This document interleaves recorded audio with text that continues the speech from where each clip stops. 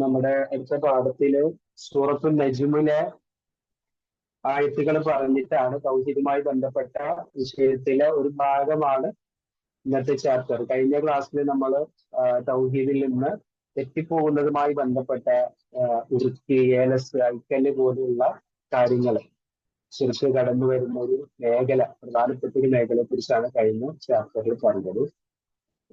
ഇന്നത്തെ ചാപ്റ്റർ വൃക്ഷം, കല്ല് തുടങ്ങിയവ കൊണ്ടൊക്കെ ബർക്കത്തെടുക്കുക, അതുമായി ബന്ധപ്പെട്ട ഒരു വിഷയമാണ്. അപ്പൊ അതില് സൂറത്തുൽ നജ്മിലെ 53 മുതൽ 19 മുതൽ 23 വരെയുള്ള ആയത്താണ് ആദ്യം കൊടുത്തത്. ഇത് നോക്കാം. അഊദു ബില്ലാഹി മിനശ് ശൈത്വാനിർ റജീം. ബിസ്മില്ലാഹിർ റഹ്മാനിർ റഹീം.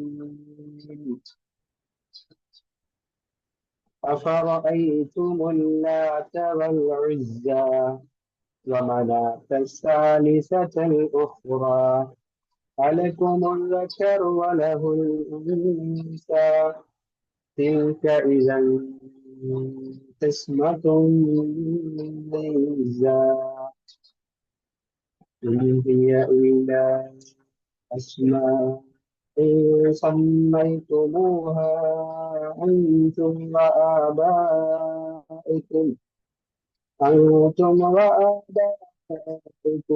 ما أنزل الله بها من سلطان إن يتبعون إلا الظن وما تهوى الأنفس ولقد جاءهم من ربهم الهدى. അപ്പൊ സൂറത്തുൽ നജ്മ് വളരെ പ്രധാനപ്പെട്ട അള്ളാഹുവിന്റെ കുറെ ദൃഷ്ടാന്തങ്ങളെ കുറിച്ചിട്ട് പറയുന്ന ഒരു അധ്യായം കൂടിയാണ്. അതിൽ ഇസ്രാ മിഅ്റാജിനെ കുറിച്ചൊക്കെ പരാമർശിക്കുന്ന കൂട്ടത്തിൽ വലിയ കുറെ അത്ഭുതങ്ങൾ അള്ളാഹു മനുഷ്യരെ അല്ലെങ്കിൽ മുഹമ്മദ് നബി സല്ലല്ലാഹു അലൈഹി വസല്ലമയിലൂടെ അള്ളാഹു കാണിച്ചു കൊടുക്കുകയും സ്വർഗവും സ്വർഗത്തിലെ അനുഗ്രഹങ്ങളും ആ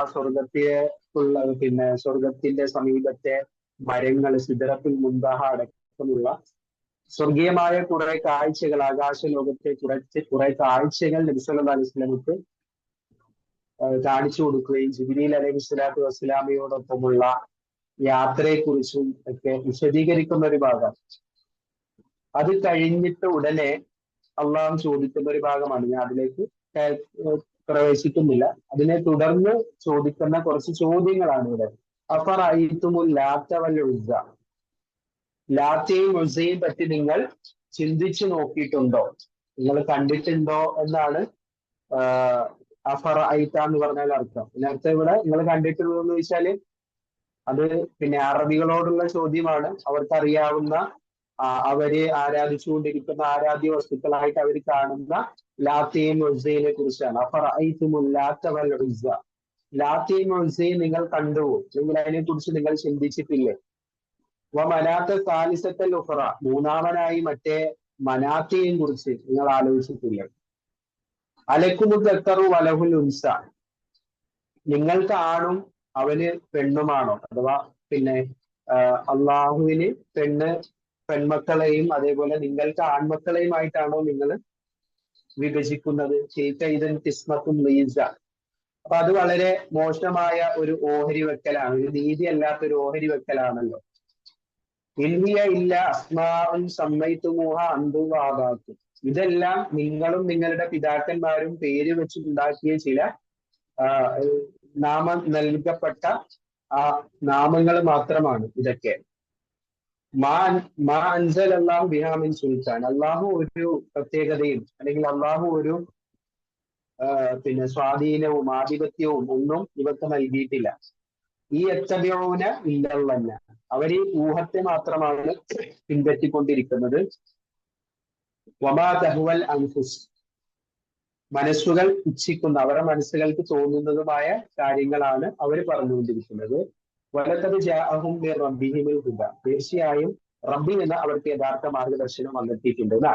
ഒരാഴ്ചയും കുറെ വിശദീകരിക്കാനുണ്ട്, ഞാനത് ചുരുക്കി പറഞ്ഞു പോകാം. ഇവിടെ ഒന്ന് പ്രധാനമായിട്ട് ലാത്ത, ഉസ്സ, മനാത്ത്. ഈ ലാത്തീനെയും ഉസ്സീനെയും മനാത്തീനെയും എടുത്തു പറഞ്ഞുകൊണ്ട് അള്ളാഹു പിന്നെ മക്കയിൽ ഉണ്ടായിരുന്ന പിന്നെ മക്ക മുശ്രിക്കുകൾ ആരാധിച്ചു വന്നിരുന്ന കുറെ വിഗ്രഹങ്ങളുണ്ട്. അതിൽ അള്ളാഹു പേരെടുത്ത് പറഞ്ഞ വളരെ പ്രശസ്തമായ ചില വിഗ്രഹങ്ങൾ, ആരാധ്യ വസ്തുക്കളാണ് ഈ ലാത്തയും ഉസ്സയും മനാത്തയും. അതിനെക്കുറിച്ച് പിന്നെ ലാത്ത എന്ന് പറഞ്ഞാൽ അറബികളുടെ ആരാധ്യ ദൈവങ്ങളായി സ്വീകരിച്ചു വരുന്ന കൂട്ടത്തില് സഖീഫ് ഗോത്രക്കാരായ ആളുകളുടെ ഒരു ആരാധ്യ വസ്തുവായിട്ട്, വിഗ്രഹമായിട്ട് അവർ സ്വീകരിച്ചിരുന്നതാണ് ലാത്ത.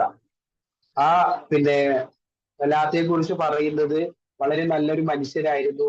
മക്കയിലേക്ക് ഹജ്ജിനും അവിടെയുള്ള ആരാധനാ കർമ്മങ്ങൾക്കൊക്കെ ആയിട്ട് വരുന്ന ആളുകൾക്ക് പ്രത്യേകമായ ഭക്ഷണം, പായസം പോലെയുള്ള സവീക്ക് എന്ന പേരിലുള്ള ഒരു പ്രത്യേകമായ സ്വാദിഷ്ടമായ ഒരു പലഹാരം അദ്ദേഹം ഉണ്ടാക്കി കൊടുക്കാറുണ്ടായിരുന്നു. അപ്പൊ അതുകൊണ്ട് തന്നെ ജനങ്ങൾക്കിടയിൽ അദ്ദേഹം വളരെ പ്രശസ്തനും ജനങ്ങൾക്കിടയിൽ വല്ലാതെ സ്വാധീനമുള്ള ഒരു വ്യക്തിയും എല്ലാവരും സ്നേഹിക്കുന്ന, എല്ലാവരെയൊക്കെ സ്നേഹിക്കുന്ന ഒരു നല്ല ഒരു മനുഷ്യനായിരുന്നു ഈ ലാത്ത എന്ന് പറയുന്നത്. അപ്പോ ആ സഖീഫ് ഗോത്രക്കാരായ ആളുകളാണ് പ്രധാനമായിട്ട് ലാത്തയെ ആരാധിച്ചു കൊണ്ടിരുന്നത്. അതേപോലെ ഉസ്സ എന്ന് പറഞ്ഞാൽ ഒരു പിന്നെ വൃക്ഷമാണ്, ആരാധ്യ വൃക്ഷമാണ് ഉസ്സ. അതിൽ പിന്നെ ആ ഉസ്സയുടെ ചുറ്റും ഒരു ക്ഷേത്രം പോലെ നിർമ്മിക്കുകയും എന്നിട്ട് അവിടെ ആ മരത്തിനെ, അല്ലെങ്കിൽ ആ ഉസ്സ എന്ന പേരുള്ള ആ ഒരു വൃക്ഷത്തെ ആരാധിക്കുകയും ചെയ്തിരുന്ന കുറെ ആളുകൾ ഉണ്ടായിരുന്നു. അപ്പൊ അത് ത്വായിഫിന്റെ ഇടയിലുള്ള നെഹ്ല എന്ന് പറയുന്ന പ്രദേശത്താണ് ഈ പറഞ്ഞ ഉസ്സ എന്ന വൃക്ഷവും അതിനെ കേന്ദ്രീകരിച്ചുകൊണ്ടുള്ള ഒരു പിന്നെ പ്രതിഷ്ഠ പോലെയുള്ള ഒരു കേന്ദ്രവും അവർ സ്ഥാപിക്കുകയും അങ്ങനെ അതിനെ ആരാധിച്ചു വരികയും ചെയ്തിരുന്നത്. അതേപോലെ തന്നെ മനാത്ത് എന്ന് പറഞ്ഞാല് ഹുദൈല്, ഹുസാ, ഔസ്, ഹസ്റജ് മുതലായ ഗോത്രക്കാരുടെ ഒരു പ്രധാനപ്പെട്ട വിഗ്രഹമായിരുന്നു മനാത്ത. അപ്പൊ ഈ ലാത്തയും ഉസ്സയും മനാത്തയും എല്ലാം അത് പിന്നെ ആരാധിക്കുന്നതോടൊപ്പം ഇവരതിനെ ആരാധിക്കാനുള്ള കാരണമായിട്ട് പറഞ്ഞു ഇതെല്ലാം അള്ളാഹുവിന്റെ പെൺമക്കളാണെന്നാണ്. അതുകൊണ്ടാണ് പിന്നെ അലക്കുമു സക്കറു വലഹുൽ ഉൻസ എന്നുള്ളത് ചോദിച്ചത്. ലാത്തയും ഉസ്സയും മനാത്തയും എല്ലാം അവരുടെ വിശ്വാസപ്രകാരം, വാദപ്രകാരം അവർ പറഞ്ഞിരുന്നത് എന്താണ്, ഇതൊക്കെ അള്ളാഹുവിന്റെ മക്കളാണ്, എന്ന് പറഞ്ഞാൽ അള്ളാഹുവിന്റെ പിന്നെ പെൺമക്കളാണ്, മലക്കുകളുടെ ആ വിഭാഗത്തിൽപ്പെട്ടതാണ്. അപ്പൊ അതുകൊണ്ട് അത് അള്ളാഹുവിന് പെണ്ണിനെ ഓഹരി വെച്ചു കൊടുക്കുകയും ചെയ്തിരുന്ന ഒരു രീതിയിലാണ്, അഥവാ പെൺമക്കൾ അള്ളാഹുവിനാണ് എന്ന് അവര് വിശദീകരിക്കുകയും അങ്ങനെ വിശ്വസിക്കുകയൊക്കെ ചെയ്തുകൊണ്ട് ആരാധിച്ചു വന്നിരുന്ന ഒരു സമ്പ്രദായം അറിവുകൾക്കിടയിൽ ഉണ്ടായിരുന്നു. അപ്പൊ അവരോട് അള്ളാഹു ചോദിച്ചതാണ് അലക്കുമു സക്കറു വലഹുൽ ഉൻസ, നിങ്ങൾക്ക്, അതായത് അറബികള് അവർക്കൊരു പെൺകുട്ടി ജനിച്ചെന്നറിഞ്ഞാൽ അവരുടെ പ്രകൃതം എന്തായിരുന്നു?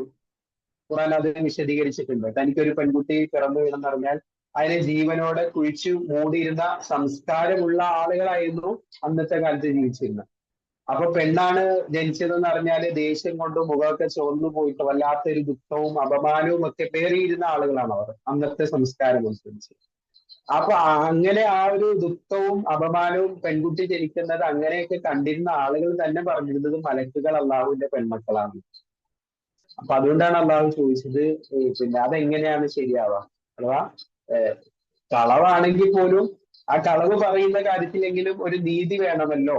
അഥവാ നിങ്ങൾക്ക് പെൺകുട്ടി ജനിക്കുന്നത് നിങ്ങൾ ഇഷ്ടപ്പെടാതിരിക്കുന്ന അപമാനമായിട്ടൊക്കെ കാണുകയും ചെയ്യുന്ന നിങ്ങൾ തന്നെ അള്ളാഹുവിനുള്ളത് പെൺമക്കളാണെന്ന് വാദിക്കുന്നത് എത്രമാത്രം മോശമായ ഒരു ഓഹരിയാണെന്ന് പറയുക. എന്നിട്ട് അള്ളാഹു തന്നെ തുറന്നു പറയാണ്, ഇനി ഇതൊന്നുമല്ല, മലക്കുകളല്ല, പിന്നെ ഇവര് അള്ളാഹുവിന്റെ പെൺമക്കളല്ല, അതേപോലെ അള്ളാഹു ഒരു പ്രത്യേകതയോ ഒരു ശ്രേഷ്ഠതയോ എന്തെങ്കിലും പ്രത്യേകമായി അള്ളാഹു തിരഞ്ഞെടുക്കുകയോ ഒന്നും ചെയ്തിട്ടുള്ള ആളുകളല്ല ലാത്തയാകട്ടെ, ഉസ്സയാകട്ടെ, മനാത്തയാകട്ടെ. ഇതിനൊന്നും ഒരു പ്രത്യേകത ഇല്ല എന്ന് അള്ളാഹു വിശദീകരിക്കുകയും ഇതെല്ലാം ഇല്ല അസ്മാഉൻ, ഇതെല്ലാം ചില പേരുകളാണ്, സമ്മൈത്തുമൂഹ അന്തും വആബാഉക്കും, ഈ പേരുകളെല്ലാം ഇട്ടത് ആരാണ്? നിങ്ങളും നിങ്ങളുടെ പിതാക്കന്മാരാണ്. അത് പറഞ്ഞാൽ ആ ഒരു നാട്ടിൽ ഉണ്ടായി വന്ന ആചാരവും വിശ്വാസവും അന്ധവിശ്വാസവും ഒക്കെയാണ്. അതല്ലാതെ പ്രമാണങ്ങൾക്കോ വേദഗ്രന്ഥങ്ങൾക്കോ യോജിച്ചു വന്ന ഒരു സംഗതിയേ അല്ല എന്നത് പിന്നെ അള്ളാഹു അവരെ ഓർമ്മപ്പെടുത്തുകയും അവരെ ആ തെറ്റായ വിശ്വാസത്തിൽ നിന്ന് പിന്തിരിപ്പിക്കുകയും ചെയ്യുന്ന ആയത്തുകളാണ് നമ്മൾക്ക് ഇവിടെ ആദ്യത്തിൽ കൊടുത്തിട്ടുള്ളത്. അപ്പൊ ഇതിവിടെ കൊടുക്കാൻ തന്നെ കാരണം അള്ളാഹുവിന് പുറമേയുള്ള ജനങ്ങൾ എന്തെയാണ് ഈ മഹാന്മാരിലേക്ക് അള്ളാഹുവിന്റെ അടുപ്പക്കാരായ ആളുകൾ എന്നാണല്ലോ അവരുടെയും വിശ്വാസം. കാരണം ഇവരൊന്നും എന്തിനെങ്കിലും ശ്രദ്ധിക്കുന്നവരോ സ്വയം കഴിവുള്ളവരോ ആണെന്നല്ല ഈ പറഞ്ഞ മക്ക മുശ്രിക്കുകളുടെ ഉൾപ്പെടെയുള്ള വിശ്വാസം. അവരുടെയും വിശ്വാസം എന്താണ്? ഇവരൊക്കെ അള്ളാഹുവിനോട് സാമീപ്യം ലഭിച്ചവരാണ്, മഹാന്മാരാണ് എന്നാണ് ഇവരുടെയൊക്കെ വിശ്വാസം. അപ്പൊ അതുകൊണ്ട് പിന്നെ ആ വിശ്വാസത്തിൽ അധിഷ്ഠിതമായിട്ടുള്ള പ്രവർത്തനങ്ങളാണ് അവര് ചെയ്തു വന്നിരുന്നത്. അപ്പൊ അതുകൊണ്ട് തന്നെ അവരിൽ നിന്ന് അവര് ഗുണം പ്രതീക്ഷിക്കുന്നു. അഥവാ നമ്മൾ സാധാരണ പറയാറുള്ളത് പോലെ ബർക്കത്ത്, തബറുക്ക് എന്നൊക്കെ പറയുന്ന നമുക്കിത് സുപരിചിതമായ ഒരു പദമാണത്. മലയാളത്തിൽ തന്നെ നമ്മൾ അത് കൂടുതൽ പ്രയോഗിക്കാറുണ്ട്, ബർക്കത്ത് എന്നൊരു പദം. അപ്പോ അങ്ങനെ അവര് ഈ ബർക്കത്ത് എടുക്കാനും അനുഗ്രഹം കിട്ടാനും ഒക്കെ ആയിട്ടാണ് അധികവും ഈ ലാത്തയും ഉസയും മനാത്തയും എല്ലാം സ്വീകരിച്ചു വന്നിരുന്നത്. അതുകൊണ്ടാണ് ഈ ആയത്ത് ഈ അധ്യായത്തിൽ കൊടുത്തിട്ടുള്ളത്. ഇനി അതിൽ കൊടുത്തിട്ടുള്ള ഒരു ഹദീസ് കൂടി പറഞ്ഞിട്ട് നമുക്ക് അതിനെ കുറച്ച് വിശദീകരിക്കാം.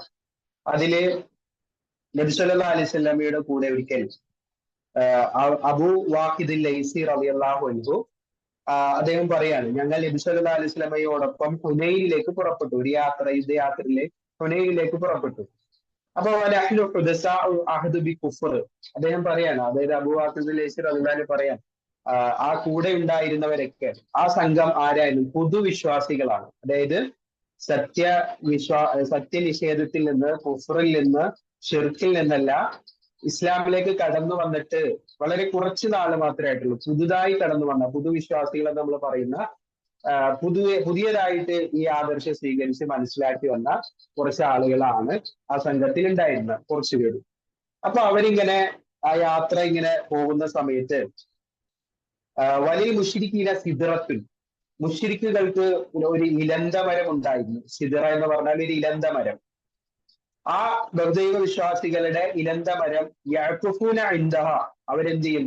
ബഹുദൈവ വിശ്വാസികൾ അവിടെ ആ മരത്തിന് ചുറ്റും ഇത്തിക്കാഫ് ഇരിക്കും, ഭജനം ഇരിക്കും. എന്നിട്ട് വയന്തൗന ബിഹ അസ്ലിഹത്തഹും, അവരവിടെ അവരുടെ ആയുധങ്ങൾ ഇങ്ങനെ തൂക്കിയിടും. ആ മരത്തിന് ചുറ്റും ഭജനം ഇരുന്ന് മരത്തിൽ ഇങ്ങനെ ആയുധങ്ങൾ തൂക്കിയിടും. നമ്മൾ ആയുധങ്ങളൊക്കെ പൂജ വെക്കുന്നതെന്നൊക്കെ പറയുന്നത് പോലെ അതിന് പ്രത്യേകമായ ബർക്കത്ത് കിട്ടാൻ വേണ്ടിയിട്ട്. അപ്പൊ ഇതൊക്കെ ഈ ആളുകൾ കാണുന്നുണ്ട്. വിശ്വാസം സ്വീകരിച്ച് കുറച്ചു നാൾ മാത്രമേ ആയിട്ടുള്ളൂ. അങ്ങനെയുള്ള കുറച്ച് ആളുകൾ അത് കണ്ടപ്പോ ആ മരത്തിന് പറയുന്നത് ലാത്തു അൻവാത്ത് എന്നാണ്. ലാത്തു അൻവാത്ത് എന്ന ഒരു മരമാണ് ഈ ബഹുദൈവ വിശ്വാസികള് അവരെ പുണ്യം പ്രതീക്ഷിച്ച് ബർക്കത്ത് എടുക്കാനായിട്ട് ആ മരത്തെ സ്വീകരിച്ച മരത്തിന് പറയുന്ന പേരാണ് ധാത്തു അൻവാത്ത്. ആ പേരൊന്ന് ഓർത്തു വെക്കണം കേട്ടോ, ധാത്തു അൻവാത്ത്. അപ്പൊ അങ്ങനെ ആ മരത്തിന്റെ സമീപത്തൂടെ നടന്നപ്പോ ഫഖുൽന, ഞങ്ങൾ പറഞ്ഞു, അഥവാ ഈ പറഞ്ഞ അബൂ വാഖിദ് ലൈസി റളിയല്ലാഹുവിന്റെ കൂടെ ഉണ്ടായിരുന്ന ആളുകൾ പറഞ്ഞു, യാ റസൂൽ അല്ലാഹ്, അള്ളാഹിന്റെ റസൂലേ, ഇജ്അൽ ലനാ ധാത്തു അൻവാത്ത്, ഞങ്ങൾക്കും ഒരു ധാത്തു അൻവാത്ത് ഏർപ്പെടുത്തി തരണം. കമാ ലഹും ധാത്തു അൻവാത്ത്, അവർക്ക് ധാത്തു അൻവാത്ത് ഉള്ളതുപോലെ. അപ്പൊ ധാത്തു അൻവാത്ത് എന്താന്ന് ഞാൻ പറഞ്ഞു. അവർക്ക് ധാത്തു അൻവാത്ത് ഉള്ളതുപോലെ ഞങ്ങൾക്കും ഒരു ധാത്തു അൻവാത്ത് ഏർപ്പെടുത്തി തരണം എന്ന് പറഞ്ഞാൽ ഞങ്ങൾക്കും ഇതേപോലെ എന്തെങ്കിലും മരമോ അതേപോലത്തെ എന്തെങ്കിലുമൊക്കെ ഇതേപോലെ യാത്രകൾക്കോ യുദ്ധത്തിനോ മറ്റു കാര്യങ്ങൾക്കൊക്കെ പോകുമ്പോ പ്രത്യേകമായിട്ട് ഇങ്ങനെ ഇതേപോലെ ബർക്കത്ത് എടുക്കാനോ മറ്റുമൊക്കെ ആയിട്ട് ഞങ്ങൾക്കും ഇതുപോലെ എന്തെങ്കിലും ഒരു ഏർപ്പെടുത്തി തരണം എന്ന് പറഞ്ഞപ്പോ ഫഖാല റസൂലുള്ളാഹി സ്വല്ലല്ലാഹു അലൈഹി വസല്ലം, നബി സല്ലല്ലാഹു അലൈഹി വസല്ലം പറഞ്ഞു, അല്ലാഹു അക്ബർ. ഇത് കേട്ടപ്പോ തന്നെ നബി അല്ലാഹു അക്ബർ എന്ന് പറഞ്ഞു. അഥവാ ഒരു വലിയ ഭയങ്കര ഒരു കാര്യം അവർ പറഞ്ഞതില് പ്രതികരിച്ചുകൊണ്ട്, ഗൗരവത്തോടുകൂടി പ്രതികരിച്ചുകൊണ്ടാണ് അല്ലാഹു അക്ബർ അവിടെ പറഞ്ഞത്. ഇന്നഹ സുനൻ, ഇതെന്താണ്? ഇത് മറ്റുള്ളവരുടെ ചര്യകളാണ്, അഥവാ ബഹുദൈവ വിശ്വാസികളുടെ ചര്യകളാണിത്. ഖുൽതും വല്ലദീ നഫ്സി ബിയദിഹി കമാ ഖാലത്ത് ബനൂ ഇസ്രാഈൽ മൂസ, തീർച്ചയായും നിങ്ങൾ ഈ പറഞ്ഞത് ബനൂ ഇസ്രായേലിന് മൂസ അലൈഹി സ്വലാമിനോട് പറഞ്ഞതുപോലെയാണ്. ഒരു സംഭവത്തിലേക്ക് നബി സല്ലല്ലാഹു അലൈഹി വസല്ലം അവരെ കൊണ്ടുപോയി. അഥവാ മൂസാ നബി അലൈഹി സ്വലാമിന്റെ കാലത്ത് മൂസാ നബിയോട് ബനൂ ഇസ്രായേലിന് ഒരു കാര്യം ആവശ്യപ്പെട്ടു. അതും ഇതേപോലൊരു കാര്യം. എന്താണ്? ഇജ്അൽ ലനാ ഇലാഹൻ കമാ ലഹും ആലിഹ, ഞങ്ങൾക്ക് എന്ത് ചെയ്യണം? ഒരു വിഗ്രഹത്തെ ഉണ്ടാക്കി നിശ്ചയിച്ചു തരണം. അവർക്ക് വിഗ്രഹങ്ങൾ ഉള്ളതുപോലെ അവർക്ക് കുറെ ആരാധ്യന്മാരുണ്ടല്ലോ. ഇങ്ങനെ ആ ആരാധ്യന്മാരുടെ മുന്നിൽ പോയിട്ട് അല്ലെങ്കിൽ വിഗ്രഹങ്ങളുടെ മുന്നിൽ പോയിട്ടാണ് ബഹുദൈവ വിശ്വാസികൾ എന്ത് ചെയ്യുന്നത്, പ്രാർത്ഥിക്കുന്നത്, നേർച്ചകൾ അർപ്പിക്കുന്നത്, വിഷമങ്ങൾ പറയുന്നതെല്ലാം ഒരു വിഗ്രഹത്തിന്റെ മുമ്പിൽ ചെന്ന് നിന്നിട്ടാണല്ലോ. അപ്പൊ ഞങ്ങൾക്കും അതേപോലെ എന്തെങ്കിലും ഒരു രൂപം, ഒരു പ്രതിഷ്ഠ, ഒരു ആരാധ്യ വസ്തുവിനെ ഞങ്ങൾക്കും എന്ത് ചെയ്യണം, നിശ്ചയിച്ചു തരണം എന്ന് ബനൂ ഇസ്രായേലിൽ മൂസാ നബിയോട് പറഞ്ഞു. അപ്പൊ കാല ഇന്നക്കും ഖൗമുൻ തജ്ഹലൂൻ, അപ്പൊ അവരോട് പറഞ്ഞ നിങ്ങൾ ഒരു വിവരമില്ലാത്ത സമൂഹമാണ് എന്ന് ഖുർആൻ അവരെ കുറിച്ച് പറഞ്ഞു. അപ്പൊ വിവരമില്ലാത്ത ആളുകളാണ് അങ്ങനെ പറയാ. വിവരമുള്ള ആൾക്കാര് പറയുന്ന ഒരു സംഗതി അല്ലത്. എന്നിട്ട് നബി സ്വല്ലല്ലാഹു അലൈഹി വസല്ലം പറഞ്ഞു, ലതർകബുന്ന സുനന മൻ കാന ഖബലക്കും, നിങ്ങളുടെ മുമ്പുള്ള ആളുകളുടെ ശരികൾ തീർച്ചയായും നിങ്ങളുടെ മുമ്പുള്ള ആളുകളുടെ ശരികൾ തീർച്ചയായും നിങ്ങൾ പിൻപറ്റുക തന്നെ ചെയ്യും എന്നാണ്. അപ്പോ നബി സല്ലല്ലാഹു അലൈഹി വസല്ലം അവിടെ ഒരു മുന്നറിയിപ്പ് നൽകി. അഥവാ ഇത് നിങ്ങൾ ചോദിച്ചതില് അത്ഭുതം ഇല്ല, എന്നാൽ ഇത് ചോദിക്കാൻ പാടില്ല, ഇത് വളരെ ഗൗരവമുള്ള വിഷയമാണ്. ഒരു വിഗ്രഹത്തെ ഞങ്ങൾക്ക്, അഥവാ വിഗ്രഹാരാധന ഇസ്ലാമിൽ എത്രമാത്രം ഗൗരവമുള്ളതാണ് എന്ന് നമ്മൾ വിശദീകരിച്ചു കഴിഞ്ഞതാണ്. തൗഹീദും ഷിർക്കും ഒക്കെ നമ്മൾ വിശദീകരിച്ചതാണ്. അപ്പൊ ആ ഷിർക്ക് എത്ര വലിയ അപകടകരമാണോ അതേപോലെ വലിയ അപകടകരമായ ഒരു കാര്യമാണ് നിങ്ങൾ ഈ ചോദിച്ചത്. അഥവാ ഞങ്ങൾക്ക് ഇങ്ങനെ ഒരു വസ്തുവിനെ, ഒരു വിഗ്രഹത്തെ, ഒരു രൂപത്തെ ഇങ്ങനെ വേണം എന്ന് ആവശ്യപ്പെട്ടത്, ഒരു ആരാധ്യനെ വേണം എന്ന് പറയുന്നത് പോലെ ഗൗരവമുള്ള ഒരു സംഗതിയാണ് എന്ന് നബി സല്ലല്ലാഹു അലൈഹി വസല്ലം അവർക്ക് താക്കീത് കൊടുക്കുകയാണ്. മൂസാ നബിയുടെ ജനത ചോദിച്ചതുപോലെയാണത്, അങ്ങനെ ചോദിക്കാൻ പാടില്ല, അത് ബഹുദൈവാരാധകരുടെ ശല്യങ്ങളാണെന്ന് ഓർമ്മപ്പെടുത്തി. അപ്പൊ നമ്മൾ ഈ സംഭവത്തിൽ നിന്ന് എന്താണ് നമ്മൾ മനസ്സിലാക്കേണ്ടതെന്ന് വെച്ചാൽ, ഇസ്ലാമിലെ ഒരുപാട് ചർച്ചകൾ ഉള്ള ഒരു വിഷയമാണ് ബർക്കത്ത് എന്നുള്ളത്. നമുക്കൊക്കെ അറിയാം ബർക്കത്ത് എന്ന് പറഞ്ഞാൽ അതിന് ഒരുപാട് അർത്ഥങ്ങളുണ്ട്. എന്താണ് ബർക്കത്ത് എന്ന പദത്തിന്റെ അർത്ഥം, ആരെങ്കിലും പറയാമോ? ബർക്കത്ത് എന്ന പദത്തിന്റെ അർത്ഥം എന്താ?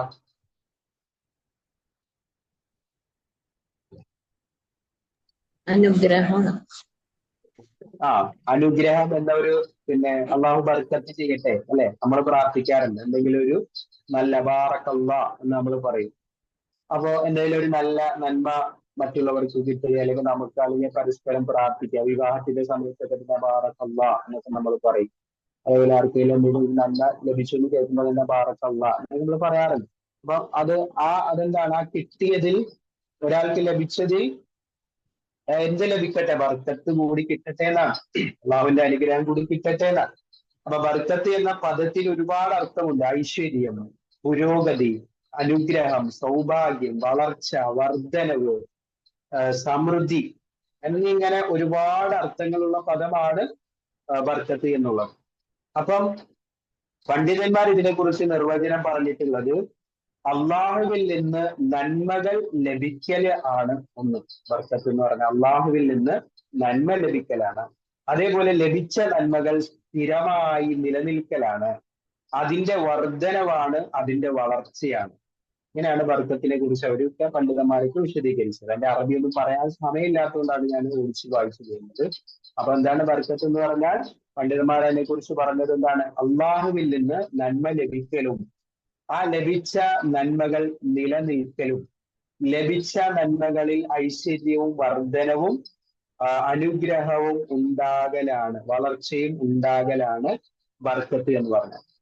അതില് നമ്മൾ മനസ്സിലാക്കേണ്ടത്, ഈ ബർക്കത്ത് മുഴുവൻ ആരിലാണ്? അള്ളാഹുവിലാണ്. എല്ലാ അനുഗ്രഹങ്ങളും അല്ലെ, സൂറത്ത് മുൽക്കിന്റെ 1-ാമത്തെ ആയത്തിൽ നമ്മൾ പറയാം, തബാറക്കല്ലദീ ബിയദിഹിൽ മുൽക് വഹുവ അലാ കുല്ലി ഷൈഇൻ ഖദീർ.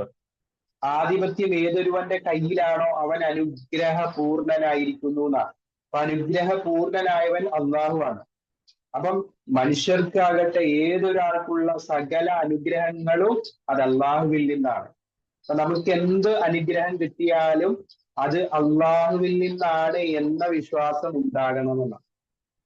അപ്പൊ അത് ഞാൻ പറയാൻ കാരണം, അള്ളാഹു അനുഗ്രഹിച്ചതായ കുറെ വസ്തുക്കളെ കുറിച്ച്, സ്ഥലങ്ങളെ കുറിച്ച്, സമയങ്ങളെ കുറിച്ചൊക്കെ നമുക്ക് പഠിപ്പിച്ചിട്ടുണ്ട്. അതായത് ബർക്കത്ത്, ശരിയായ ബർക്കത്തുകളുണ്ട്, തെറ്റായ ബർക്കത്തുകളുണ്ട്. ഇവിടെ ബഹുദൈവാരാധകർ സ്വീകരിച്ചു വന്നിരുന്ന തെറ്റായ ബർക്കത്ത് എന്താണ്? അവർ അതിൽ നിന്ന് ഗുണം പ്രതീക്ഷിച്ചു. അതിന്റെ അനുഗ്രഹമായിട്ട് അവർക്ക് അതിന്റെ എല്ലാ വശങ്ങളും വകവെച്ച് നൽകി. അപ്പൊ ഇവിടെ കൃത്യമായി നമ്മൾ മനസ്സിലാക്കുക, എന്ത് ലഭിച്ചാലും അത് അള്ളാഹുവിന്റെ അനുഗ്രഹം കൊണ്ടാണ് നമുക്ക് ലഭിച്ചത് എന്നതാണ് ഏതൊരു വസ്തുവിലും അള്ളാഹു ഏർപ്പെടുത്തിയ ബർക്കത്ത് അനുഭവിക്കുമ്പോൾ പോലും നമ്മുടെ മനസ്സിൽ കടന്നു വരേണ്ടത്. ഇപ്പോ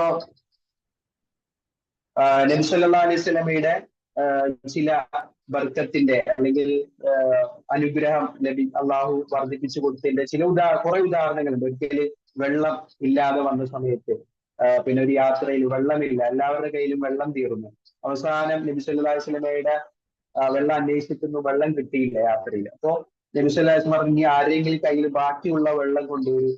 അങ്ങനെ ആ വെള്ളം കൊണ്ടുവന്നപ്പോ അത് കുറച്ച് വെള്ളമേ ഉള്ളൂ. നബി സല്ലല്ലാഹു അലൈഹി വസല്ലം തന്റെ വിരലുകൾ ആ പാത്രത്തിലേക്ക് കടത്തിയിട്ട് വിരലിങ്ങനെ പൊക്കി കൈവിരലിൽ നിന്ന് എന്നിട്ട് നബി സല്ലല്ലാഹു അലൈഹി വസല്ലം എന്ത് ചെയ്തു? എല്ലാവർക്കും വെള്ളം ഇങ്ങനെ ഓഹരി വെച്ചു കൊടുത്തു. ആവശ്യക്കാരെല്ലാവരും വരിക, എല്ലാവർക്കും പിന്നെ വെള്ളം ആവശ്യമുള്ള വെള്ളം ലഭിക്കുമെന്ന് പറഞ്ഞ നബി സല്ലല്ലാഹു അലൈഹി വസല്ലം ഇങ്ങനെ ഓരോരുത്തർക്കും വെള്ളം വീതിച്ചു കൊടുത്തു. ഇത് ഇമാം പിന്നെ ബുഖാരി റിപ്പോർട്ട് ചെയ്യുന്ന സ്വഹീഹായ ഹദീസിൽ നമുക്ക് ആ സംഭവം കാണാം. അബ്ദുല്ല റളിയല്ലാഹു അൻഹുവിന്റെ വേദന, ഞങ്ങൾ നബി സല്ലല്ലാഹു അലൈഹി വസല്ലമയുടെ കൂടെ ഒരു യാത്രയിലായിരുന്നു. വെള്ളം വളരെ കുറവാണ്. നബി സല്ലല്ലാഹു അലൈഹി വസല്ലം അടുക്കൽ അല്പം വെള്ളം ആരുടെയെങ്കിലും അടുക്കൽ ബാക്കിയുണ്ടോ എന്ന് അന്വേഷിക്കുക. അങ്ങനെ സ്വഹാബിമാർ അല്പം വെള്ളമുള്ള ഒരു പാത്രം കൊണ്ടുവന്നു. നബി സല്ലല്ലാഹു അലൈഹി വസല്ലം കൈ ആ പാത്രത്തിൽ പ്രവേശിപ്പിച്ചു. ശേഷം നബി സല്ലല്ലാഹു അലൈഹി വസല്ലം പറഞ്ഞു, ബർക്കത്തുള്ള ശുദ്ധജലം ആവശ്യമുള്ളവർ മുന്നോട്ട് വരിക. ഈ ബർക്കത്ത് അള്ളാഹുവിൽ നിന്നത്രേ. അപ്പൊ ഇതെന്താ? നബി സല്ലല്ലാഹു അലൈഹി വസല്ലമയുടെ ബർക്കത്ത് എന്ന് നമ്മൾ സാധാരണ ഇങ്ങനെയാണല്ലോ പറയുന്നത്, നബി സല്ലല്ലാഹു അലൈഹി വസല്ലമയിലേക്ക് ചേർത്തിക്കൊണ്ടാണ് പറയുന്നത്. എന്നാൽ അവിടെ നബി സല്ലല്ലാഹു അലൈഹി വസല്ലം പറയുന്നത് എന്താണ്? ഇത് വൽ ബർക്കത്തു മിനല്ലാഹ്, വൽ ബർക്കത്തു മിനല്ലാഹ്, ഈ ബർക്കത്ത് അള്ളാഹുവിൽ നിന്നാണ്. അങ്ങനെ ഫലഖദ് റഅയ്തുൽ മാഅ, ഈ അബ്ദുള്ള റളിയല്ലാഹു അൻഹു പറയാണ്, ഫലഖദ് റഅയ്തുൽ മാഅ, ഞാൻ വെള്ളം കണ്ടു, യൻബഉ മിൻ ബൈനി അസ്വാബിഇ റസൂലില്ലാഹി സ്വല്ലല്ലാഹു അലൈഹി വസല്ലം, നബി സല്ലല്ലാഹു അലൈഹി വസല്ലമയുടെ കൈവിരലുകളിലൂടെ വെള്ളം ഇങ്ങനെ ഉറവ് പൊട്ടി ഒഴുകുന്നതായിട്ട്. അഥവാ നമ്മൾ പൈപ്പിൽ നിന്ന് ഇങ്ങനെ വെള്ളം വരുന്നതൊക്കെ നമ്മൾ കാണുന്നത് പോലെ നബി സല്ലല്ലാഹു അലൈഹി വസല്ലമയുടെ കൈവിരലുകളുടെ ഇടയിൽ നിന്ന് വെള്ളം ഇങ്ങനെ വന്നുകൊണ്ടേയിരുന്നു. അഥവാ അവർക്കൊക്കെ ആവശ്യമായ വെള്ളം ലഭിച്ചു എന്നാണ്. അപ്പൊ ഇത് നബി സല്ലല്ലാഹു അലൈഹി വസല്ലമയിലൂടെ അള്ളാഹു നൽകിയ ഒരു ബർക്കത്താണ്. അപ്പൊ അവിടെ എന്താണ്? ഒരു അല്പം, അല്ലെ? ആ ബർക്കത്ത് എന്ന് പറഞ്ഞാൽ അതിന്റെ ആശയം എന്താ? അവിടുത്തെ ആശയം, അല്പം ഉണ്ടായിരുന്ന വെള്ളം എല്ലാവർക്കും മതിയാകാൻ പാകത്തിന് ഉപയോഗപ്പെടുത്താൻ സാധിച്ചു. അല്ലെങ്കിൽ അത് തീർന്നു പോകാത്ത അവസ്ഥയിലേക്ക് അതിന് വർധനവ് അള്ളാഹു നൽകി. അപ്പൊ അത് അള്ളാഹു നൽകുന്നതാണ്, അള്ളാഹുവിന്റെ ബർക്കത്താണ്, അള്ളാഹു അനുഗ്രഹപൂർണനാണ്. അപ്പൊ അള്ളാഹു ഉദ്ദേശിച്ചാൽ അള്ളാഹു ആ ബർക്കത്ത് എന്ത് ചെയ്യും? നൽകും. അപ്പം ബർക്കത്തിന്റെ നിർവചനം, കുറച്ചുണ്ടായിരുന്നാലും, കുറച്ചായിരിക്കും, കാണുമ്പോൾ കുറച്ചായിരിക്കും, ആ കുറച്ചേ ഉള്ളൂവെങ്കിലും അതിലൊരു ബർക്കത്ത് ഉണ്ടാവും. അപ്പൊ നമ്മുടെയൊക്കെ പിന്നെ ചിലപ്പോൾ സാമ്പത്തികം, അല്ലെ, അത് ചിലപ്പോൾ കുറച്ചായിരിക്കും. പക്ഷെ ആ ഉള്ള സാമ്പത്തികത്തിന് അള്ളാഹു ബർക്കത്ത് ചെയ്താൽ അവന് അത് മതിയാവും. അവന് സന്തോഷത്തോടെ ജീവിക്കാൻ, സമാധാനത്തോടെ ജീവിക്കാൻ, കടമില്ലാതെ ജീവിക്കാൻ, പ്രയാസമില്ലാതെ ജീവിക്കാൻ, മറ്റുള്ളവരുടെ മുന്നിൽ കൈനീട്ടാതെ ജീവിക്കാൻ എത്രയോ ആളുകൾക്ക് കഴിയുന്നുണ്ട്. എന്നാൽ ഒരുപാട് സമ്പത്ത് കൈമാറി വരുന്ന ആളുകൾ, ലക്ഷങ്ങളും കോടികളും എല്ലാം ഇങ്ങനെ കൈമാറിക്കൊണ്ടിരിക്കുന്ന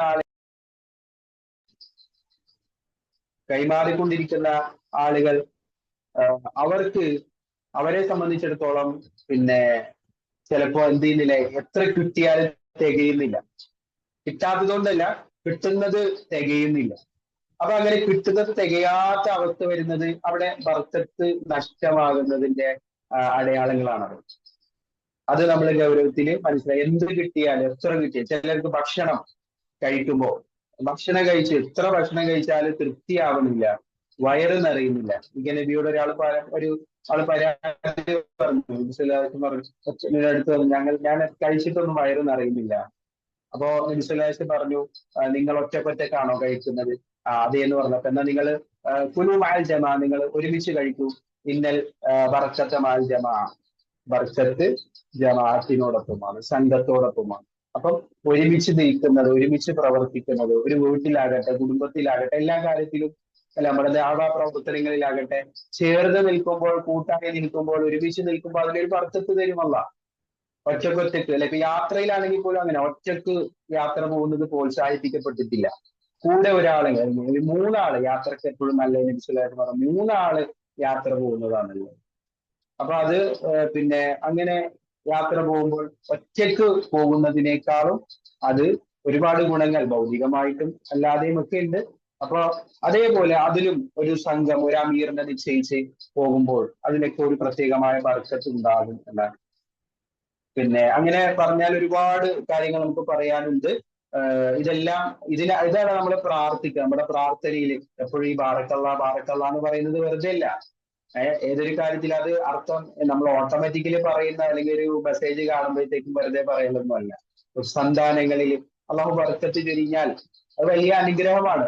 ഒരു കുട്ടിയേ ഉള്ളെങ്കിലും അതിന് ബർക്കത്ത് കിട്ടണം. കുറെ കുട്ടികളുണ്ട്, അതിലൊരു ബർക്കത്തും ഇല്ലെങ്കിൽ അത് കാര്യമില്ല. അപ്പം നമ്മുടെ മക്കളില് അള്ളാഹുവിന്റെ ബർക്കത്ത് ഉണ്ടാകണം, നമ്മുടെ ഭക്ഷണത്തില് അള്ളാഹുവിന്റെ ബർക്കത്ത് ഉണ്ടാകണം, നമ്മുടെ പിന്നെ പാനീയങ്ങളിൽ എല്ലാം, അത് ഏത് കാര്യം, ഭൗതികമായ കാര്യങ്ങളാകട്ടെ, ഏത് കാര്യത്തിലും അള്ളാഹുവിന്റെ ബർക്കത്ത് കിട്ടാനാണ് നമ്മൾ എപ്പോഴും ശ്രമിച്ചു കൊണ്ടിരിക്കേണ്ടത്.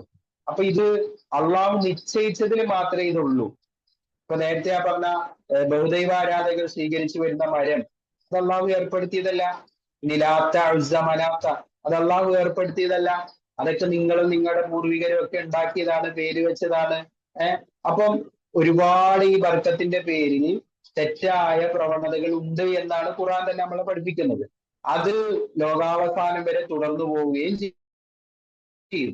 അല്ലെ, ഇപ്പൊ വെള്ളത്തിന്റെ പേരില്, മുടിയുടെ പേരില്, അതേപോലെ പച്ച കൊടിയുടെ പേരില്, പച്ച തുണിയുടെ പേരില്, മക്കുപറകളുടെ പേരില്, അതേപോലെ എണ്ണയുടെയും പിന്നെ പൊടിയുടെയും പാട്ടയുടെയും കുപ്പിയുടെയും മണ്ണിന്റെയും പേരിൽ വരെ ഇന്ന് ബർക്കത്തിന്റെ പേര് പറഞ്ഞിട്ട് ജനങ്ങളെ ചൂഷണം ചെയ്യുന്ന ആളുകൾ നമ്മുടെ മുമ്പിലുണ്ട്. അപ്പം ഇത് എന്താണ്, രണ്ട് സത്യവും അസത്യവും തമ്മിൽ ഇങ്ങനെ കൂടിക്കഴിഞ്ഞു കിടക്കുന്ന, അല്ലെങ്കിൽ അത് കൃത്യമായി ഇതൊക്കെ നമ്മൾ മനസ്സിലാക്കുക. തെളിവുകൾ ഏതൊരു കാര്യത്തിനും തെളിവാണ്. ഇപ്പം സംസം വെള്ളം അല്ലെ, സംസം വെള്ളത്തിന് ബർക്കത്തുണ്ട്. സംസം വെള്ളം നമ്മൾ ഹജ്ജിനും ഉംറയ്ക്കൊക്കെ പോകുന്ന സമയത്ത് നമ്മൾ ക്യാനിലും പാത്രത്തിലും കുപ്പിയിലൊക്കെ നമ്മൾ കൊണ്ടുവരുന്നുണ്ട് വെള്ളം. എന്തുകൊണ്ടാണ്? അത് നബി സല്ലല്ലാഹു അലൈഹി വസല്ലമ പറഞ്ഞത് കൊണ്ടാണ്. സംസം ശിഫാഉ ലിമാ ശുരിബ, അത് എന്തിനെ കുടിക്കപ്പെടുന്നോ അതിന് ശമനമാണ് എന്ന് സംസം വെള്ളത്തെ കുറിച്ച് റസൂൽ സല്ലല്ലാഹു അലൈഹി വസല്ലമ പറഞ്ഞത് കൊണ്ടാണ് നമ്മൾ അതിന് ഒരു ബർക്കത്ത് പ്രതീക്ഷിക്കുന്നത്. അതാരാണ് ശരിക്ക് ആ സംസം വെള്ളത്തിൽ ബർക്കത്ത് നിക്ഷേപിച്ചത്? ആരാ? അള്ളയാണ്. നബി സല്ലല്ലാഹു അലൈഹി വസല്ലം പറഞ്ഞത് അൽ ബർക്കത്തു മിനല്ലാഹ്, അത് അള്ളാഹു നൽകിയ ബർക്കത്താണ് ആ വെള്ളത്തിൽ നമ്മൾ കാണുന്നത്, അല്ലെ? അതേപോലെ പിന്നെ ചില നാട്, ഇപ്പൊ മക്കയെ കുറിച്ച് നബി സല്ലല്ലാഹു അലൈഹി വസല്ലം പറഞ്ഞപ്പോൾ ഇന്ന ഔവല ബൈത്തിൻ വുദിഅ ലിന്നാസ്, ജനങ്ങൾക്ക് വേണ്ടി നിർമ്മിക്കപ്പെട്ട ഒന്നാമത്തെ ഭവനം ഏതാണ്? ജനങ്ങൾക്ക് വേണ്ടി നിർമ്മിക്കപ്പെട്ട ഒന്നാമത്തെ ഭവനം ലല്ലദീ ബി ബക്ക, അത് ബക്കയിലുള്ളതാണ്. ബക്ക എന്ന് മക്കയെ കുറിച്ചാണ് ഖുർആനിൽ പറഞ്ഞത്. അത് മക്കയിലുള്ളതാണ്. അത് മുബാറക്കൻ വഹുദൻ ലിൽ ആലമീൻ, അതിനെ കുറിച്ച് പറഞ്ഞപ്പോൾ, മക്കയെ കുറിച്ച് പറഞ്ഞപ്പോൾ മുബാറക്കൻ എന്ന് ഖുർആൻ പ്രയോഗിച്ചു. അതിന് ബർക്കത്തുണ്ട്. ആ മക്ക രാജ്യത്തിന് ഒരു ബർക്കത്തുണ്ട്. ആരെ നിശ്ചയിച്ചതാണ് ആ ബർക്കത്ത്? അള്ളാഹു നിശ്ചയിച്ചതാണ്. ആ മക്ക രാജ്യത്തിന് അള്ളാഹുവാണ് ബർക്കത്ത് നിശ്ചയിച്ചത്. അപ്പൊ അള്ളാഹു നിശ്ചയിച്ച സ്ഥലത്തിനോ സമയത്തിനോ വസ്തുക്കൾക്കോ പിന്നെ ഭക്ഷണത്തിനോ ഒക്കെ ബർക്കത്തുണ്ട്. അള്ളാഹു നിശ്ചയിക്കാത്തതിനൊന്നും വേറെ ആരെങ്കിലും, ജനങ്ങളോ മറ്റുള്ള ആളുകളോ ബർക്കത്തുണ്ടെന്ന് പറഞ്ഞ് വ്യാഖ്യാനിച്ചത് കൊണ്ട് യാതൊരു ഗുണവും അവക്കൊന്നും ഉണ്ടാവുന്നില്ല. കാരണം അൽ ബർക്കത്തും ഇനല്ല, അള്ളയാണ് നിശ്ചയിക്കേണ്ടത്. അള്ള നിശ്ചയിച്ചതാണെങ്കിൽ ഖുർആനിൽ അത് കാണാൻ കഴിയും. നബി സല്ലല്ലാഹു അലൈഹി വസല്ലമയുടെ വാക്കുകളിൽ അത് നമുക്ക് വിശദീകരിച്ച് തന്നിട്ടുണ്ടാകും. അപ്പൊ അത് മനസ്സിലാക്കി വേണം ഈ വിഷയത്തെ നമ്മൾ പിന്നെ മുമ്പോട്ട് കൊണ്ടുപോകാൻ. എല്ലാം നിഷേധിക്കുന്ന ആളുകൾ ചിലപ്പോൾ ഉണ്ടാവും. അങ്ങനെ ഒന്നുമില്ല. ഇപ്പൊ സംസം വെള്ളത്തിൽ പോലും പ്രത്യേകത ഇല്ല എന്ന് പറയുന്ന ആളുകളെ ചിലപ്പോൾ കാണാൻ സാധിക്കും. അപ്പൊ അതേപോലെ എല്ലാം പൂർണ്ണമായി നിഷേധിക്കുന്ന ആളുകൾ അങ്ങനെയല്ല. സത്യവും അസത്യവും വേർതിരിച്ച് മനസ്സിലാക്കാൻ, സുന്നത്തും ബിദ്അത്തും വേർതിരിച്ച് മനസ്സിലാക്കാൻ നമുക്ക് കഴിയണം എന്നാണ്. ഇപ്പൊ മക്കയെ കുറിച്ച് പറഞ്ഞതുപോലെ തന്നെ മദീനയെ കുറിച്ച് പറഞ്ഞിട്ടുണ്ട്. നബി സല്ലല്ലാഹു അലൈഹി വസല്ലം ഒരിക്കൽ പറഞ്ഞ അല്ലാഹുമ്മ ജഅൽ ബിൽ മദീനത്തി ളിഅഫ മാ ജഅൽത ബിമക്ക മിനൽ ബർക്ക. നബി സല്ലല്ലാഹു അലൈഹി വസല്ലം ഒരിക്കൽ പ്രാർത്ഥിക്കുകയാണ്, അല്ലാഹുവേ, അല്ലാഹുമ്മ ജഅൽ ബിൽ മദീനത്തി അള്ളാഹുവെ നീ മക്കൾക്ക് നൽകിയതിന്റെ ഇരട്ടി ബർക്കത്ത് മദീനക്ക് നൽകണേ. അഥവാ നബി സല്ലല്ലാഹു അലൈഹി വസല്ലം മക്കയിൽ നിന്ന് മദീനയിലെത്തിയപ്പോ ആം, അതുവരെ ജീവിച്ചത് മക്കയിലാണ്. അപ്പൊ മക്കൾക്ക് ബർക്കത്തുണ്ട്, അനുഗ്രഹങ്ങളുണ്ട്, അത് മുബാറക്കാണ് എന്ന് ഖുർആൻ തന്നെ വിശദീകരിച്ചത്. അപ്പൊ മദീനയിൽ എത്തിയപ്പോൾ നബി സല്ലല്ലാഹു അലൈഹി വസല്ലം അള്ളാഹുവോട് പ്രാർത്ഥിക്കുകയാണ്, റബ്ബേ ആ മക്കൾക്ക് നീ പവിത്രത നൽകിയതുപോലെ അതിന്റെ ഇരട്ടി പവിത്രത. അപ്പൊ നബി സല്ലല്ലാഹു അലൈഹി വസല്ലമയുടെ ആഗ്രഹമാണ് അല്ലെ, നമ്മൾ ജീവിക്കുന്ന നാട്ടിൽ നാടിന്റെ സമൃദ്ധിയും നാടിന്റെ അഭിവൃദ്ധിയും നാടിന്റെ ഉയർച്ചയും വളർച്ചയും എല്ലാം അതുകൂടി നമ്മളുടെ ഒരു പിന്നെ അല്ലെ നാടിന്റെ നിർഭയത്വം എല്ലാം നമ്മുടെ ഏറ്റവും വലിയ ലക്ഷ്യങ്ങളിൽ പെട്ടതാണ്, നമ്മുടെ പ്രാർത്ഥനകളിൽ പെട്ടതാണ് അല്ലെ. ഇപ്പൊ നമ്മൾ ഫലസ്തീനൊക്കെ വേണ്ടി പ്രാർത്ഥിക്കുന്നു. നാളെ നമ്മുടെ നാടിന്റെ രാജ്യത്തിന്റെ ഒക്കെ അവസ്ഥ നമുക്കറിയില്ല. അപ്പൊ അതുകൊണ്ട് പ്രാർത്ഥനകൾ നമുക്ക് ആവശ്യമാണ്. അള്ളാഹു നൽകിയ അനുഗ്രഹം നിലനിർത്താനും ബർക്കത്ത് നിലനിർത്താനും ആരോഗ്യത്തിലെ ബർക്കത്ത് അല്ലെ, കാഴ്ചയിലെ ബർക്കത്ത്, ഇതെല്ലാം നബി സല്ലല്ലാഹു അലൈഹി വസല്ലം പ്രത്യേകമായിട്ട് ഓരോരോ ദുആകൾ തന്നെ പഠിപ്പിച്ചു തന്നിട്ടുണ്ട്. അതൊക്കെ വിഷയം ഒരുപാട് പറയാനുള്ളത് കൊണ്ടാണ് അതിലെ ഹദീസുകളിലേക്ക് പോവാത്തത്. പിന്നെ മസ്ജിദുൽ അഖ്സയെ കുറിച്ച് പറഞ്ഞപ്പോ സൂറത്തുൽ ഇസ്രാഇന്റെ തുടക്കം തന്നെ സുബ്ഹാനല്ലദി അസ്റാ ബിഅബ്ദിഹി ലൈലൻ മിനൽ മസ്ജിദിൽ ഹറാമി ഇലൽ മസ്ജിദിൽ അഖ്സ അല്ലദി ബാറക്നാ ഹൗല അവിടെയും നാം അതിന്റെ പരിസര പ്രദേശങ്ങളിൽ ബർക്കത്ത് അനുഗ്രഹം ചൊരിഞ്ഞു എന്ന് പറഞ്ഞത് പിന്നെ ബൈത്തുൽ മുഖദ്ദസിനെ ഫലസ്തീനിന്റെ ആ പ്രദേശത്തെ ഭാഗത്തെ കുറിച്ചൊക്കെ പറഞ്ഞതായിട്ട് നമുക്ക് കാണാൻ കഴിയും. ഇങ്ങനെ ഒരുപാട് കാര്യങ്ങൾ നബി സല്ലല്ലാഹു അലൈഹി വസല്ലമയും അതേപോലെ വിശുദ്ധ ഖുർആനും ഒക്കെ പഠിപ്പിച്ചു തന്ന ഉള്ള ബർക്കത്തുകൾ കാണാം. അതെല്ലാം ആത്യന്തികമായിട്ട് അള്ളാഹുവിൽ നിന്നാണ്, അള്ളാഹുവിൽ നിന്ന് മാത്രം പ്രതീക്ഷിക്കേണ്ടതുമാണ്. അത് പ്രകടിപ്പിച്ചത് ചിലപ്പം നബി സല്ലല്ലാഹു അലൈഹി വസല്ലമ പ്രകടിപ്പിച്ച കുറെ ബർക്കത്തുകൾ ഉണ്ടാകും. പക്ഷെ ഏതായാലും അതൊക്കെ അള്ളാഹുവിൽ നിന്നാണ് എന്നതാണ് അതിന്റെ കൃത്യമായ ഖുർആനും സുന്നത്തും അനുസരിച്ച് മനസ്സിലാക്കുമ്പോൾ നമുക്ക് നമ്മുടെ മനസ്സിലുണ്ടാവേണ്ടത്. ഇനി ഇവിടെ നബി സല്ലല്ലാഹു അലൈഹി വസല്ലമയുടെ ഈ ഒരു ചില പ്രയോഗങ്ങൾ നമുക്ക് ഇതിൽ നിന്നുള്ള ഈ അധ്യായങ്ങളുടെ പിന്നെ പാഠങ്ങൾ നിങ്ങളൊന്ന് വായിച്ചു നോക്കണം. അതിൽ മനസ്സിലാക്കാനുള്ള പോയിന്റുകൾ കറക്റ്റ് ആയിട്ട് ഓരോന്ന് എഴുതിയിട്ടുണ്ട്. അപ്പൊ ഇവിടെ പ്രധാനപ്പെട്ടത് നബി സല്ലല്ലാഹു അലൈഹി വസല്ലമ ചെയ്യുന്ന ഒരു താക്കീതുണ്ടല്ലോ. അപ്പൊ ആരിലെങ്കിലും രണ്ട് കാര്യങ്ങൾ, ഒന്ന് ഇത് പിന്നെ വിശ്വാസം കൃത്യമായ സ്വീകരിച്ച ആളുകളിലാണെങ്കിൽ പോലും എന്ത് പിന്നെ സംഭവിക്കാം, അവരുടെ മുൻ വിശ്വാസങ്ങളിലൊക്കെ കടന്നു വന്ന എന്തെങ്കിലും ചില തോന്നലുകളൊക്കെ അവരുടെ മനസ്സിൽ ചിലപ്പോൾ അറിവില്ലായ്മ കൊണ്ട് ചില ചോദ്യങ്ങളോ കാര്യങ്ങളോ സംഭവിക്കാം. അപ്പൊ അതിനെ എന്ത് ചെയ്യണം, അങ്ങനെ സംഭവിച്ചാൽ തന്നെ വിവരമുള്ളവർ അല്ലെങ്കിൽ അതിലെ അറിവുള്ളവർ കൃത്യമായിട്ട് അതിനെക്കുറിച്ച് ധാരണയുള്ളവർ അത് തിരുത്തി കൊടുക്കുകയും അതിലെ ജാഗ്രത, അവരോട് ഗൗരവത്തിൽ ജാഗ്രത പാലിക്കാൻ ആവശ്യപ്പെടണം. അപ്പൊ അവർ ചോദിച്ചതിനേക്കാൾ ഗൗരവമുള്ള കാര്യം കൊണ്ടാണ് അതിനെ നബി സല്ലല്ലാഹു അലൈഹി വസല്ലം എന്ത് ചെയ്യുന്നത്, പ്രതിരോധിക്കുന്നത്. അഥവാ അവര് ഇതേപോലുള്ള ഒരു ബർക്കത്ത് എന്നൊരു ഇതിലെ ഉദ്ദേശിച്ചുള്ളൂ. പക്ഷെ അവിടെ ഒരു ഞങ്ങൾക്ക് അതേപോലെ ഒരു മരം വേണം, ഞങ്ങളുടെ വാളുകളും മറ്റുമൊക്കെ തൂക്കിയിടാനായിട്ട് ഒരു മരം വേണം എന്നേ അവർ ഉദ്ദേശിച്ചുള്ളൂ. വിഗ്രഹം വേണമെന്നോ പിന്നെ മറ്റൊരു ആരാധന വേണമെന്നോ ഒന്നും അവർ പറഞ്ഞിട്ടില്ല. പക്ഷെ ആ ചോദ്യത്തെ പോലും നബി സല്ലല്ലാഹു അലൈഹി വസല്ലമ ബന്ധിപ്പിച്ചത് ഖുർആനിൽ പറഞ്ഞ തൗഹീദും ശിർക്കുമായിട്ട് ബന്ധമുള്ള അല്ലെങ്കിൽ റാത്തു അൻവാത്ത്, അതേപോലെ മൂസാ നബി അലൈഹി ഇസ്ലാമിന്റെ ആളുകൾ മൂസാ നബിയോട് ചോദിച്ചതുപോലെ ഇജ്അൽ ലനാ ഇലാഹൻ കമാ ലഹും ആലിഹ എന്ന് പറഞ്ഞ ആയത്തിനെ വെച്ചുകൊണ്ടാണ് അവരെ നബി സല്ലല്ലാഹു അലൈഹി വസല്ലം ആ ഗൗരവമായ ഒരു വിശ്വാസത്തിൽ നിന്ന് തെറ്റിപ്പോകാൻ സാധ്യതയുള്ള ഒരു കാര്യത്തെ ഓർമ്മപ്പെടുത്തി.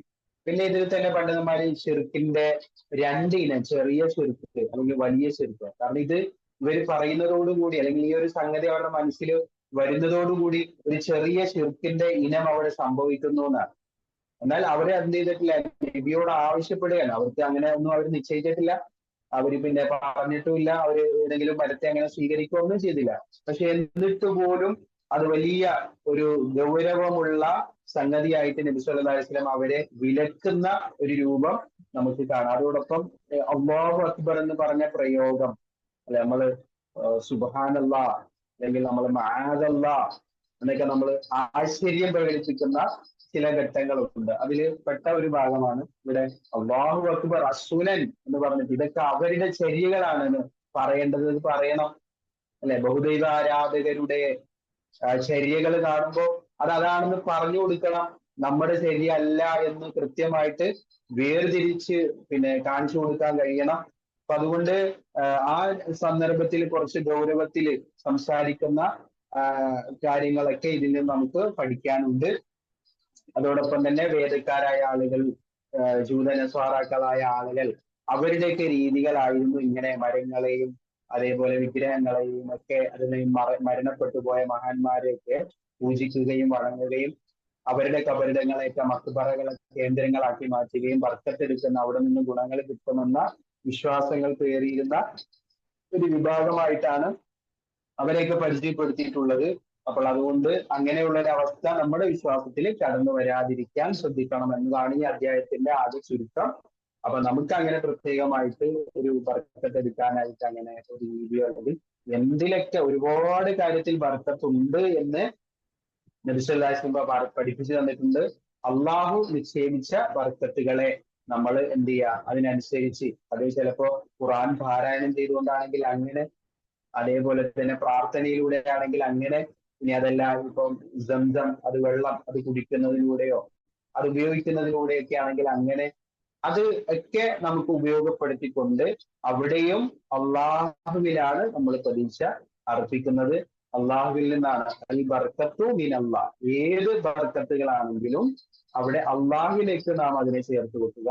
അതാണ് നബി സല്ലല്ലാഹു അലൈഹി വസല്ലമയുടെ കൈവിരലുകൾക്കിടയിലൂടെ വെള്ളം വന്നപ്പോൾ പോലും അത് എന്റെ ബർക്കത്ത് എന്ന് നബി സല്ലല്ലാഹു അലൈഹി വസല്ലമ പറഞ്ഞില്ല, മറിച്ച് ആ സന്ദർഭത്തിൽ പോലും വൽ ബർക്കത്തു മിനല്ലാ, ബർക്കത്ത് അത് അള്ളാഹുവിൽ നിന്നാണ് എന്ന് പറയുകയും വിശ്വസിക്കുകയും ചെയ്യുക എന്നതാണ് പ്രമാണങ്ങളിൽ നമുക്ക് മനസ്സിലാകുന്നത്.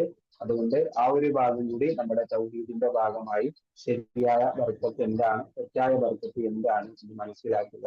ഇൻഷാ അല്ലാഹ് ആയത്തുകളും ഹദീസ് ആ സംഭവം എന്റെ കാര്യങ്ങളാണ് സൂറത്തുൽ നജ്മിലെ ആയത്തുകളാണ് നമ്മൾ പറഞ്ഞത്. ലാത്തിയെയും മനാത്തിയെയും കുറിച്ചുള്ള ആ സമൂഹത്തിൽ അവർക്കുണ്ടായിരുന്ന തെറ്റായ വിശ്വാസങ്ങൾ. അതേപോലെ ഹുനൈൻ യുദ്ധ സന്ദർഭത്തിൽ ലാത്തു അൻവാത്ത് മുശ്രിക്കുകളുടെ ബഹുദൈവാരാധകരുടെ അവര് പിന്നെ വാളുകളും മറ്റുമൊക്കെ തൂക്കിയിടാനും ബർക്കത്തെടുക്കാനും അല്ലെങ്കിൽ അതിന് ഗുണം കിട്ടാനും നമ്മള് എന്തിനാണ് അവരങ്ങനെ ചെയ്യുന്നത്, കൂടുതൽ ശക്തി കിട്ടാനും പവർ കിട്ടാനും എന്നൊക്കെയുള്ള ഒരു വിശ്വാസത്തിലാണ്. ഇപ്പോഴും നമ്മുടെയൊക്കെ കുട്ടികൾ ചില പള്ളിയിലും അല്ലെങ്കിൽ മക്ബറയിലൊക്കെ കൊണ്ടുപോയിട്ട് പേന, അവര് പരീക്ഷയ്ക്കൊക്കെ പോകുന്നതിന് മുമ്പ് പേന പൂജിക്കുന്നവരുണ്ട്. മുമ്പ് ക്ലാസ്സിൽ പറഞ്ഞിരുന്നു വാഹനങ്ങൾ അങ്ങനെ ചെയ്യുന്ന ആൾക്കാരുണ്ട്, പുതിയ വീടെടുക്കുമ്പോൾ അങ്ങനെ എന്തെങ്കിലുമൊക്കെ ചെയ്യുന്ന ആൾക്കാരുണ്ട്. അപ്പൊ അതൊക്കെ അള്ളാഹു നിശ്ചയിക്കാത്ത കാര്യങ്ങളിൽ നിന്ന് ബർക്കത്ത് പ്രതീക്ഷിക്കുന്നത് അത് ഈ പറഞ്ഞ ജൂത നസാറാക്കളുടെ മാർഗം പിൻപറ്റുന്നതിന്റെ ഭാഗമാണ് എന്നുകൂടി ഗൗരവത്തിൽ നമ്മൾ മനസ്സിലാക്കുക. അള്ളാഹു അനുഗ്രഹിക്കട്ടെ. സുബ്ഹാനക്കല്ലാഹുമ്മ വബിഹംദിക അശ്ഹദു അല്ലാ ഇലാഹ ഇല്ല അൻത അസ്തഗ്ഫിറുക വഅതൂബു ഇലൈക്. അസ്സലാമു അലൈക്കും വറഹ്മത്തുള്ളാഹി